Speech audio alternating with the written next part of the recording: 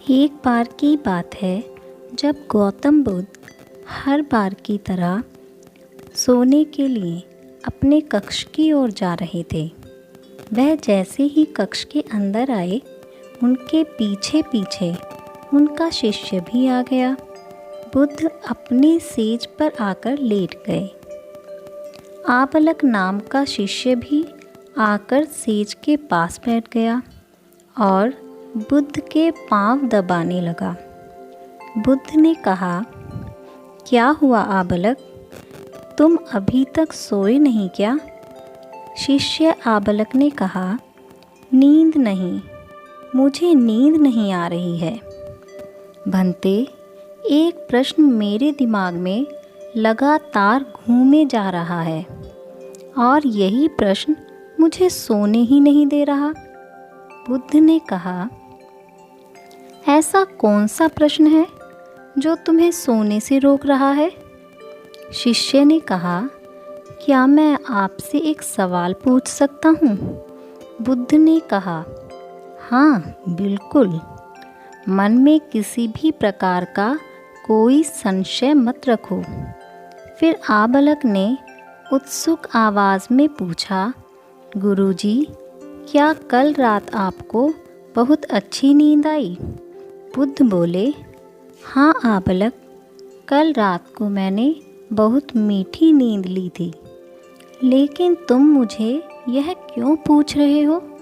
आबलक बोला, आप यह कैसे कह सकते हैं भंते कि कल आप चैन की नींद सोए? मेरा मन जानता है कि कल रात को कितनी ठंड थी। कल रात हड्डी कँपाने वाली ठंड पड़ रही थी। मुझे सोने में बहुत कष्ट हो रहा था। बुद्ध ने जवाब दिया, हाँ, हो सकता है कुमार कि तुम्हें नींद लेने में कष्ट हुआ हो, लेकिन मुझे किसी भी तरह की कोई परेशानी नहीं हुई। अब आबलक हैरान हो गया। उसने सोचा कि बुद्ध को आराम से नींद कैसे आ सकती है, जबकि सभी शिष्यों को नींद लेने में बहुत कठिनाई हुई। आबलक सोचने लगा। फिर थोड़ी देर बाद बोला, हे बुद्ध, मेरा आपसे एक और प्रश्न है। आप मुझे एक बात बताओ कि आपको चैन की नींद कैसे आ गई? इसका राज क्या है? बुद्ध ने कहा, बात एकदम सरल सी है। मैं तुम्हें एक उदाहरण के तौर पर यह बात समझाता हूँ।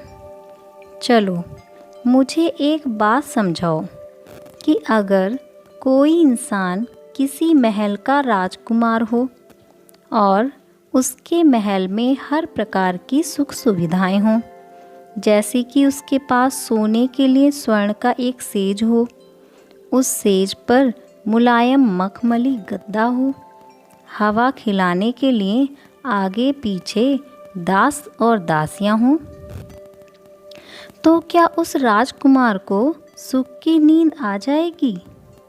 शिष्य ने जवाब दिया, हाँ बिल्कुल आ जाएगी। बल्कि ऐसी स्थिति में तो और भी अच्छे से नींद आएगी। आखिर उस राजकुमार के पास सारी प्रकार की सुख सुविधाएं जो हैं।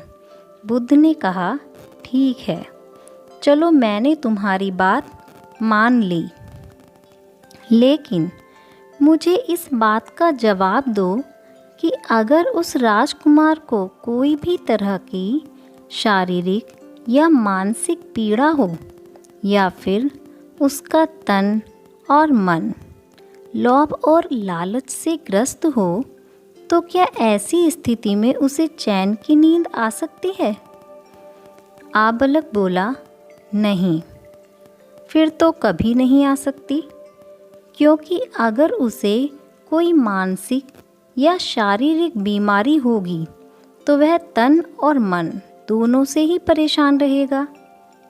और अगर उसे किसी भी प्रकार का लोभ होगा तो उसका दिमाग दिन रात उसी वस्तु के बारे में सोचता रहेगा। बुद्ध ने कहा, कुमार, तुमने मेरे प्रश्न का एकदम सही उत्तर दिया है। तो अब तुम मुझे बताओ कि मुझे चैन की नींद कैसे नहीं आ सकती। शिष्य ने कहा, गुरुजी, अब मुझे सब कुछ अच्छे से समझ में आ गया है।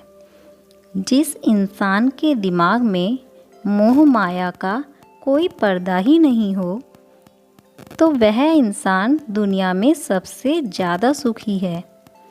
चैन की नींद लेने के लिए आपको सबसे ज़्यादा किसी चीज़ की ज़रूरत पड़ती है तो वह है मानसिक शांति।